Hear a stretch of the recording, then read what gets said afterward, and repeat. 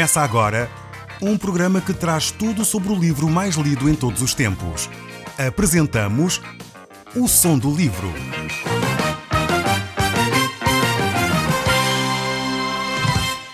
Seja muito bem-vindo. Neste podcast vai encontrar o livro mais conhecido e lido em todo o mundo. Vamos levá-lo numa viagem pela história da humanidade. Este é um audiolivro para si, para a sua família e sociedade em geral. Contextualização e comentários de Paulo Chaveiro. Eu sou Paulo Chaveiro e nós hoje estamos a iniciar o nosso estudo no livro dos Gálatas, no capítulo 4. Queremos lembrar que toda esta epístola que o apóstolo Paulo escreveu, ela fala sobre um assunto extremamente importante. Fala sobre a nossa relação com Deus através da fé. A nossa salvação é exclusivamente através da pessoa de Jesus Cristo, pela fé que nós depositamos nele, na sua morte e ressurreição. E este capítulo então começa a falar sobre esta nossa filiação a Cristo.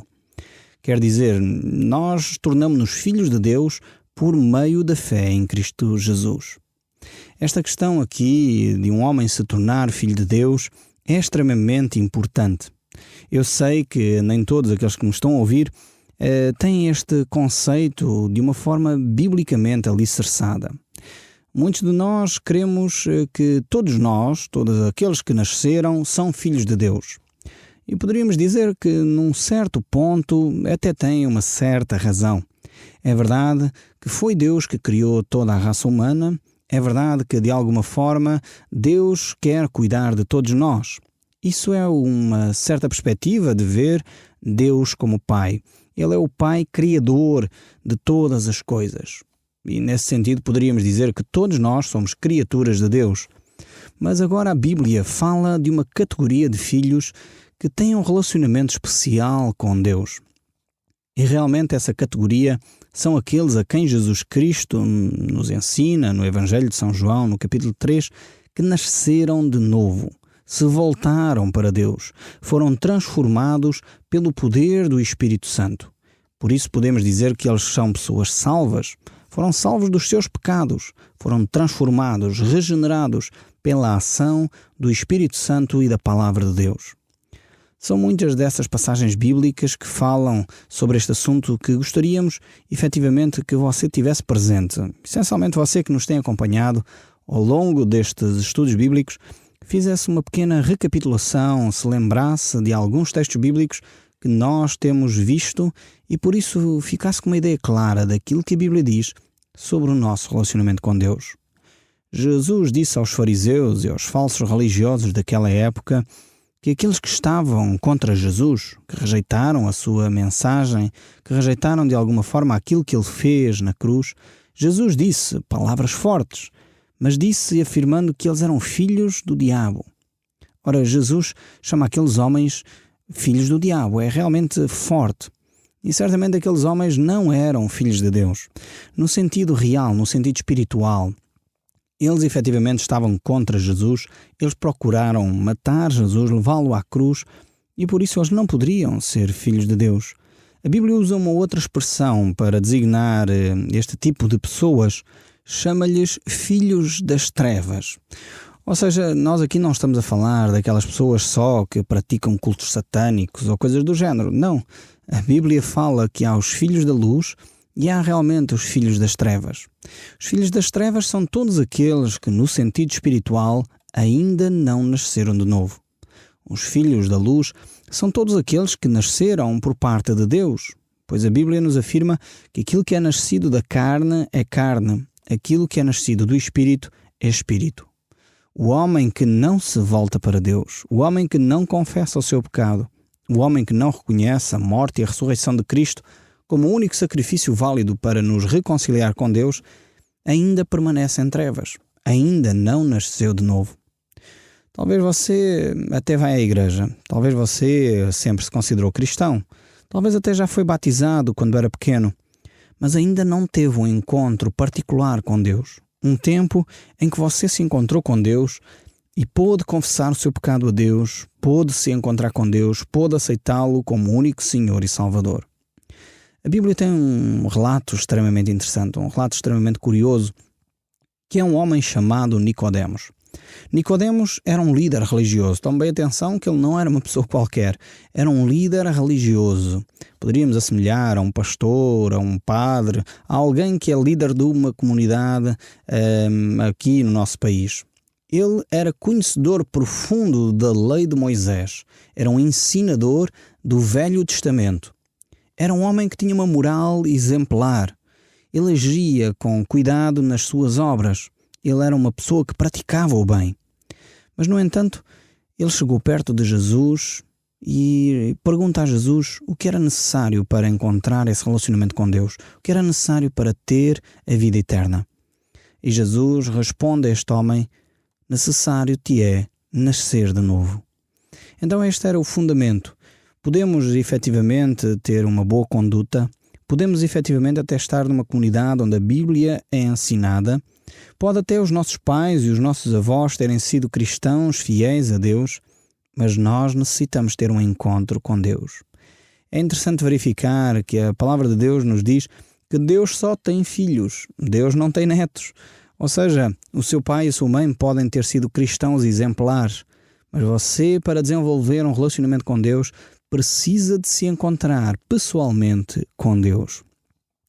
Nesse evangelho, nesse episódio que eu relatei com Nicodemos e Jesus, nós vemos ali Jesus a falar a este homem. E no capítulo 3, do verso 3 a 7, diz assim a palavra de Deus: em verdade te digo, que se alguém não nascer de novo, não pode ver o reino dos céus.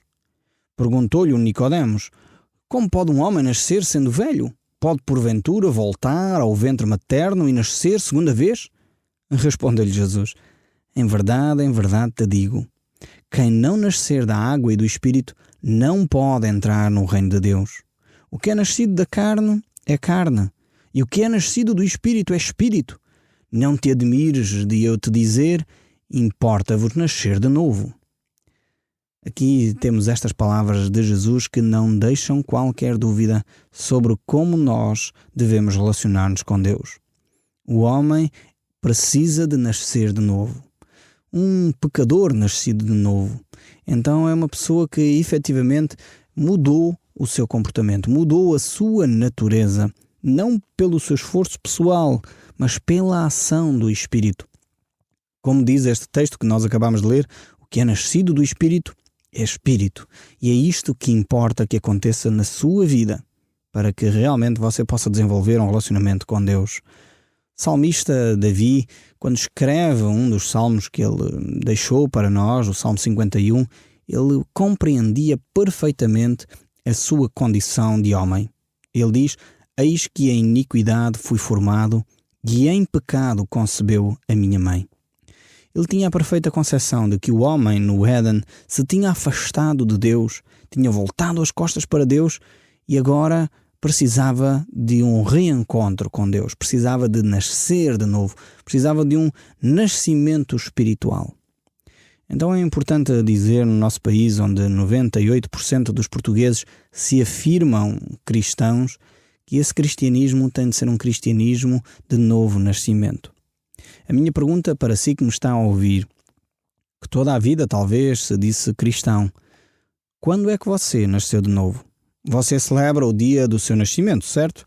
Há certamente lá em casa talvez um bolo para cortar, uma pequena festa com a família, talvez faz um jantar, enfim, mais requintado nesse dia em que celebra o seu nascimento físico.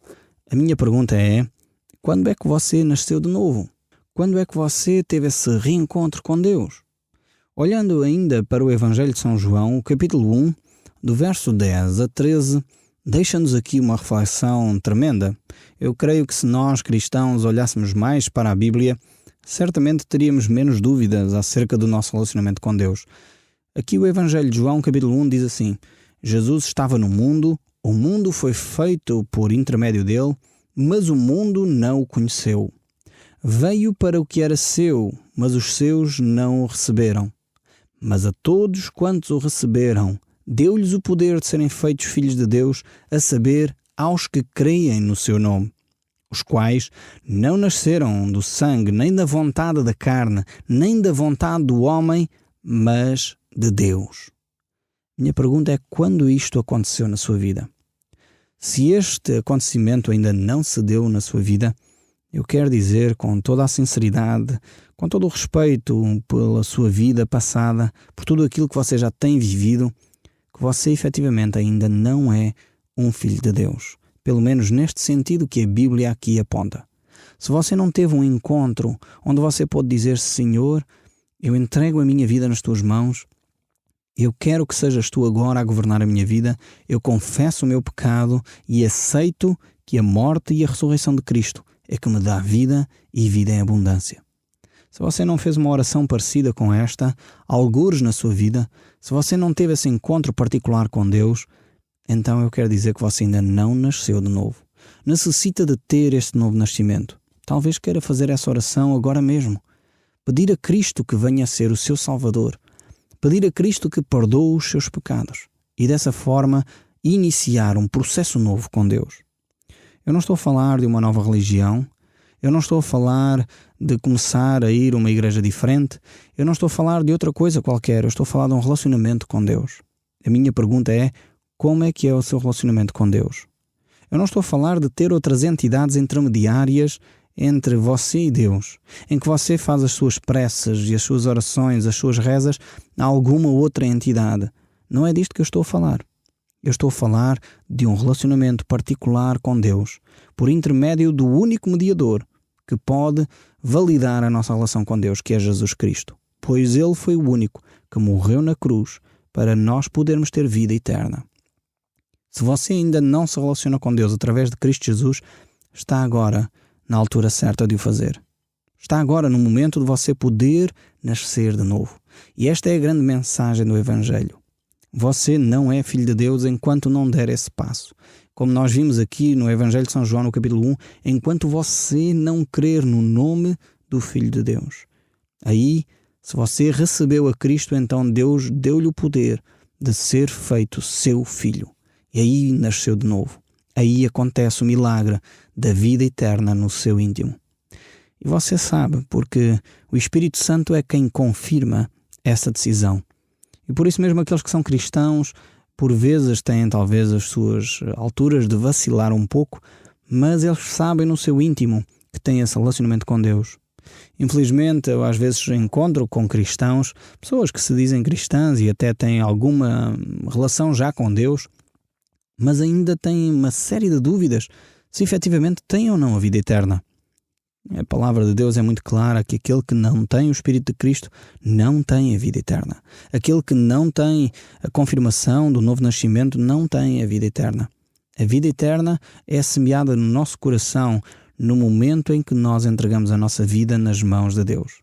E quando nós fazemos isso, há uma paz de Deus que excede o entendimento, que vem guardar o nosso coração, que nos vem acompanhar e confirmar esta decisão. Talvez você está a sentir isso agora mesmo, se fez esta oração, está a sentir isso no seu coração.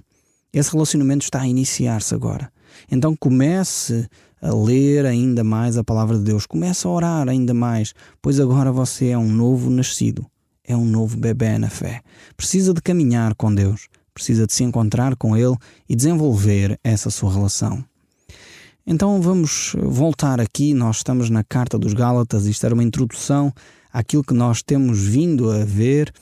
E o homem realmente torna-se filho de Deus por meio da fé em Cristo. E para nós entendermos o nosso texto que vamos estudar, nós vamos voltar a ler Gálatas capítulo 3 e vamos ler do verso 26 até o 29, para assim podermos ficar outra vez inteirados do contexto que vamos trabalhar neste dia. Diz assim a palavra de Deus: Pois todos vós sois filhos de Deus mediante a fé em Cristo Jesus.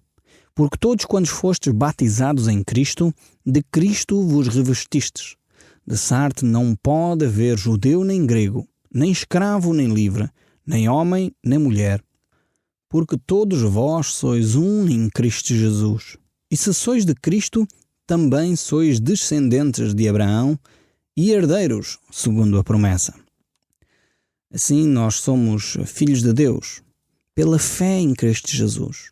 Eu espero que não restem dúvidas sobre este assunto, porque eu sei que muitas vezes as pessoas acrescentam questões à fé.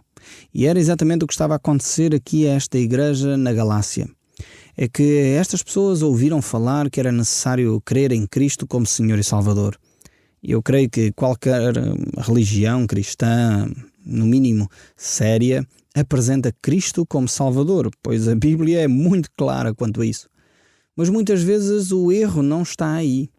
O erro está naquilo que estas igrejas, porque eram várias, da Galácia estavam a fazer. Eles diziam, ok, Cristo é o nosso Salvador, mas juntamente com Cristo nós necessitamos acrescentar a circuncisão.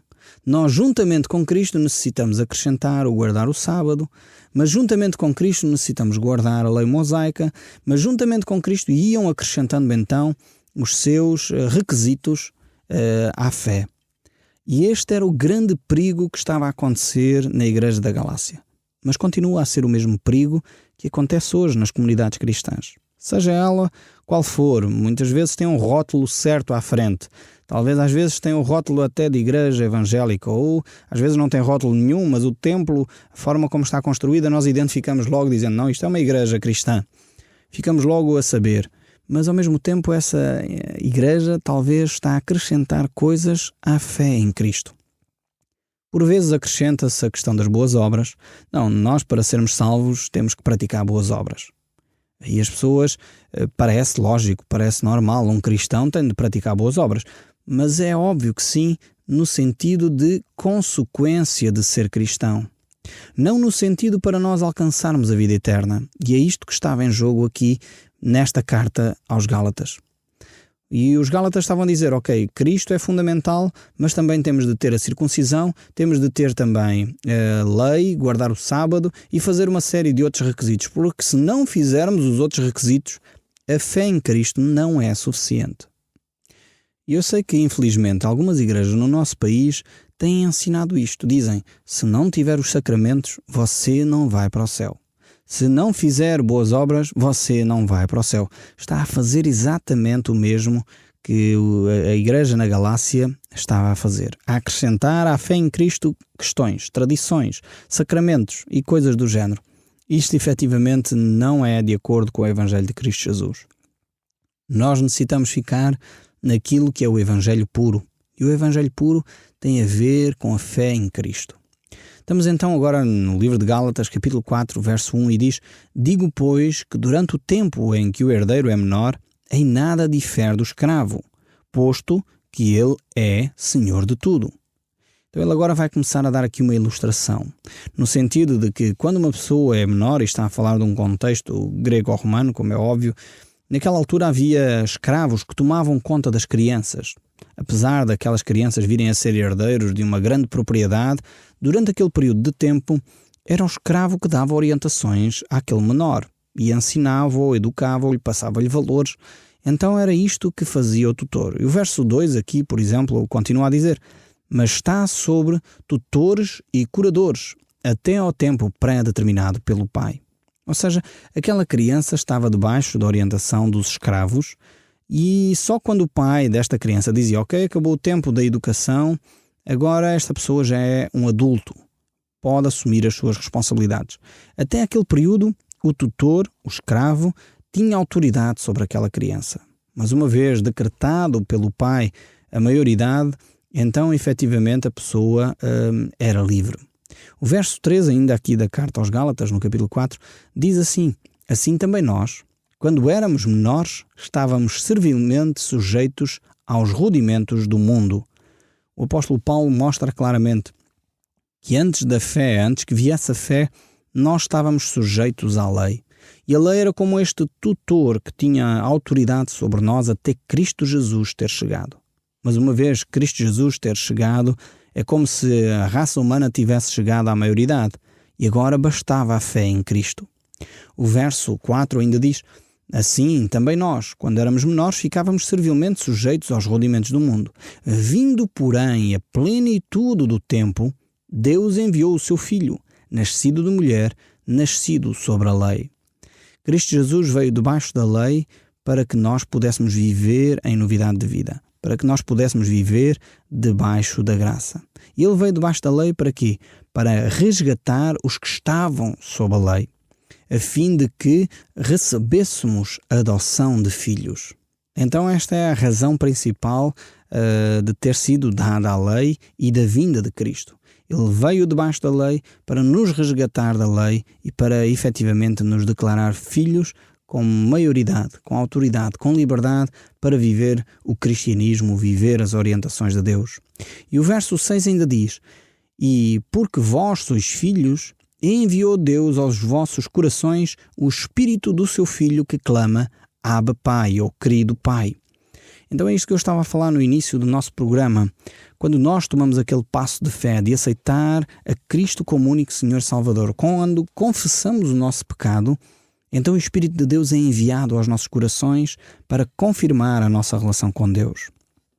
É extremamente interessante ver o que o apóstolo Paulo escreve numa outra carta, na carta aos Romanos, no capítulo 8, no verso 9, a este respeito. Ele diz: vós, porém, não estáis na carne, mas no Espírito, se de facto o Espírito de Deus habita em vós. E se alguém não tem o Espírito de Cristo, esse tal não é dele. Se, porém, Cristo está em vós, o corpo, na verdade, está morto por causa do pecado, mas o Espírito é vida por causa da justiça. Se habita em vós o Espírito daquele que ressuscitou a Jesus de entre os mortos, esse mesmo que ressuscitou a Cristo Jesus de entre os mortos, vivificará também os vossos corpos mortais por meio do Espírito que habita em vós. Pois todos os que são guiados pelo Espírito de Deus são filhos de Deus, porque não recebeste o espírito de escravidão, para viverdes outra vez atemorizados, mas recebeste o espírito de adoção, baseado no qual clamamos Abba Pai. O próprio Espírito testifica com o nosso espírito que somos filhos de Deus. Ora, se somos filhos, somos também herdeiros, herdeiros de Deus e co-herdeiros com Cristo. Vemos aqui estas promessas magníficas de Deus, que se efetivamente nós estamos relacionados com Deus, o próprio Espírito de Deus confirma a nossa relação com o Pai. Eu espero que no final deste programa você tenha esta plena convicção do seu relacionamento com Deus. E não ponha em dúvidas, ainda que Satanás muitas vezes procure lançar as dúvidas na sua mente, não ponha em dúvidas a sua relação com Deus, porque o Espírito testifica no seu próprio Espírito quem você é. Então aceite pela fé o perdão que Cristo dá. Confesse o seu pecado, arrependa-se do seu pecado, volte-se para Cristo, confesse a Cristo como o único Senhor da sua vida e deixe o Espírito de Deus torná-lo seu filho. Dessa forma, você certamente verá o mundo de uma forma diferente. Eu vou continuar a orar por si, para que efetivamente o Espírito de Deus trabalhe no seu coração. No próximo programa, nós continuaremos a ver esta carta aos Gálatas, que tanto tem para nos ensinar. O Som do Livro, uma produção da Rádio Transmundial de Portugal.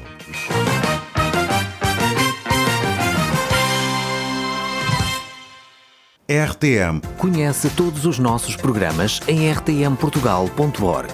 Uma produção da Rádio Transmundial de Portugal.